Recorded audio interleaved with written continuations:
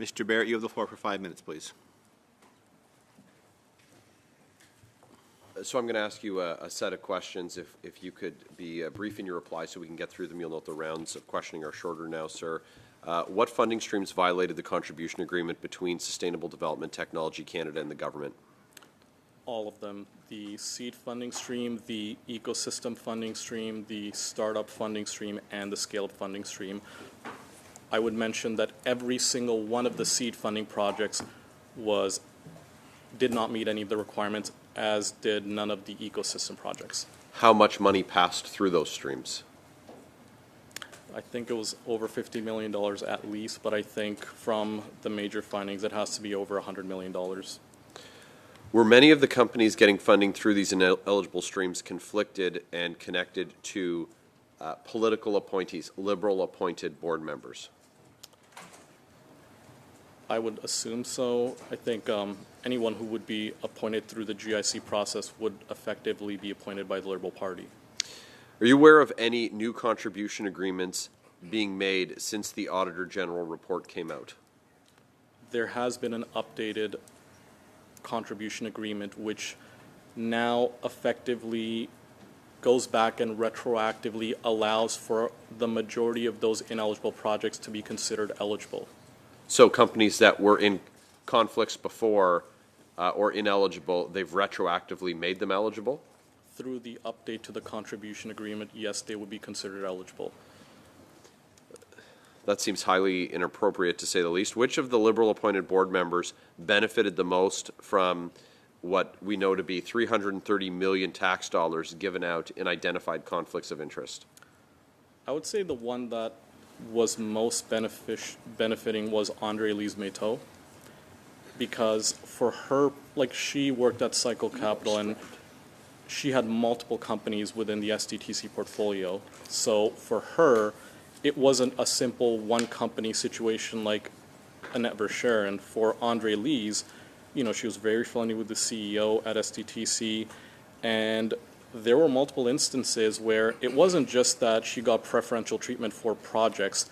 She was getting funding 2 or 3 times where, you know, your project gets funding and it's technically graduated, and then it would come back into the fund and get an additional round of funding, and it might happen a 3rd time. So SDTC was effectively subsidizing companies for certain board members for years and years. Has the board of SDTC met to approve more money being given out? I believe that there has been a project review committee meeting with the new board which approved a new slate of projects to be funded this last week, I believe. Are any of them conflicted? I don't know. So Trudeau's minister, Champagne, likes to exclaim quite loudly that he took action on the very moment that he heard about the problems at Sustainable Development Technology Canada. Is that true? I would disagree with that. Because the same conflicted companies then are still getting paid now. Is that right? Exactly. You know, the findings that were the findings used to suspend SDTC were known to the federal government all the way back in May of 2023. There was a 5-month period during which the minister's office and PMO knew that there was a significant level of conflicts of interest and a significant issue on ineligible projects. And during those 5 months, they did nothing to stop. And even after they suspended SDTC, the projects that were noted to have broken conflicts and were ineligible were still given funding even after SDTC was suspended. Right. So we've heard, and we understand it, I believe it to be true, that the quote-unquote new SDTC is the exact same as the old one. And, you know, I don't have any confidence that things have improved since the Auditor General's report. You know, the interim board is now effectively in charge of its own oversight. Should we be concerned about how many more millions are being doled out improperly in the coming 6 months? Absolutely. I think the biggest risk I see with the situation is the fact that SDTC is going to hire their own consultants to review how they fix the situation. I think they've mentioned hiring Deloitte to review how they've fixed the eligibility issues and conflicts. But again, I think we can all agree that none of the executives should have any say in what they've done and then have an ability to try and fix the situation. And Deloitte itself, any of these consulting companies, if we're being serious here, you can pay them to say anything. So if they get paid enough by SDTC to say that, hey, everything is good, they will do it, just like Osler did for SDTC when their board investigated themselves and exonerated themselves in direct opposition to even the RCGT report. Thank you very much. That is the time. Mr. Suivant, c'est Madame Sinclair Desgagnés. Vous avez la parole pour 2 minutes 30. 2.5 minutes, Madame Sinclair Desgagnés. You have the floor. Thank you, Mr. Chair. Just for context, witness one, what were your exact dates of employment at this organization, SDTC? July 2020 to June 2022. So Okay. 2 years, basically. OK. Okay, great. I'm just trying to understand. When SDTC was disbanded in June, usually you'd have all funding or any kind of funding for the enterprise would have been stopped at that point. How do you know that funds are still being dispersed to various businesses that would not have been eligible for them? Are you speaking about the funding being canceled today in this June or when they were suspended in October? Ben, il y en a qui ont été arrêtés en octobre. Some in October, so that's been a year, yes. But I believe I've understood in the answers you gave to my colleagues' questions that you were saying there was still money that was being sent to these businesses through SDTC. Is that the case? Or am I correct in thinking that based on the information I have, it's all been stopped? So between the time SDTC was suspended in October, they still allowed disbursement. So you weren't allowed to approve new projects, but the projects that were already approved continue getting funding up until, I think, February or March of this year. With regards to new funding, what's happened now is since the minister has dissolved SDTC, they've been told that disbursements can start, but disbursements haven't actually started. But new projects approvals have now started.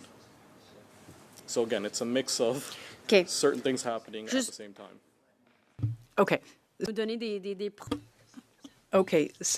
So can you give us any evidence to that? I mean, how do you know this? Is it through the contacts you still have at SDTC, or is it with new businesses, or how do you know this? I'm just trying to understand how Employees Donc c'est- at SDTC all the time. So Donc this c'est eux is all qui vous- information. So they're the ones that told you? OK, donc c'est de l'information. So this is information from current employees at SDTC. Okay, great. A brief question, Mr. Chair, I would imagine I have. Very brief. I have information according to which, okay, you're saying that these new projects have funding, but those older projects, it stopped in October. Even projects that were already approved, that had been approved, have stopped receiving funding. So is there favoritism here? Those that have already been pre-approved and are legitimate no longer have funding versus others who have continued because the project was approved, they are still continuing. Yeah. Witness one, a brief answer, and Madame Sinclair Desgagnés will come back to you if she needs to, but a brief answer, please.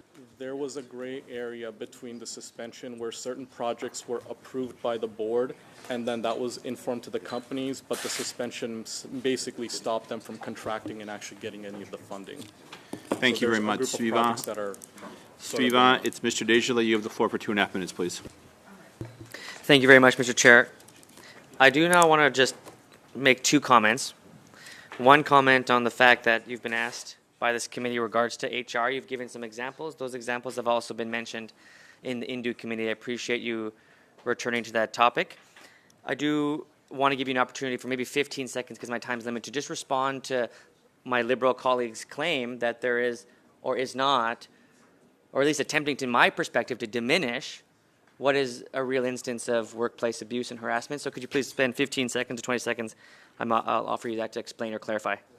I'd ask the the committee member to give me an example where an organization has an amazing culture but then gets shut down. Thank you very much for that.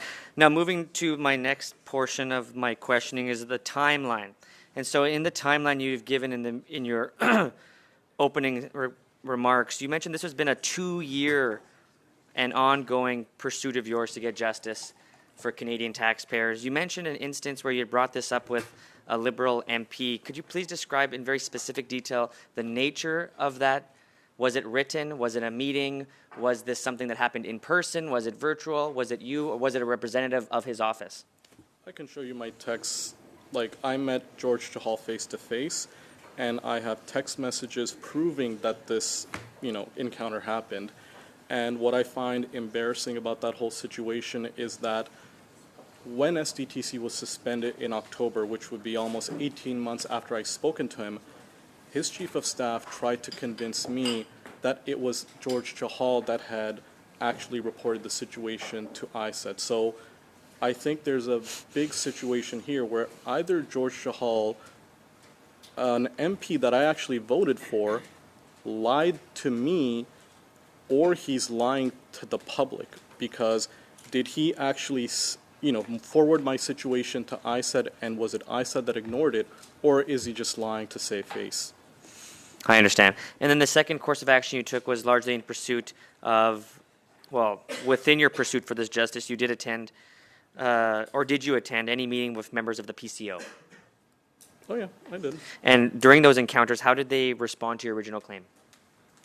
I think they took it seriously, but I would mention that every single decision that was made at ISED had PCO involvement from day one, because members of SDTC's board were appointed by the Privy Council, and that was stated to us across basically like 7 or 8 meetings, where anytime there was a decision or finding within ISED, the bureaucrats were not able to move unless they spoke to both the minister's office and the prime minister's office before the decisions were made. And in every instance of that situation, nothing ever moved forward. Interesting. Thank you. That is your time, I'm afraid, Mr. Thank you very much, Mr. Chair.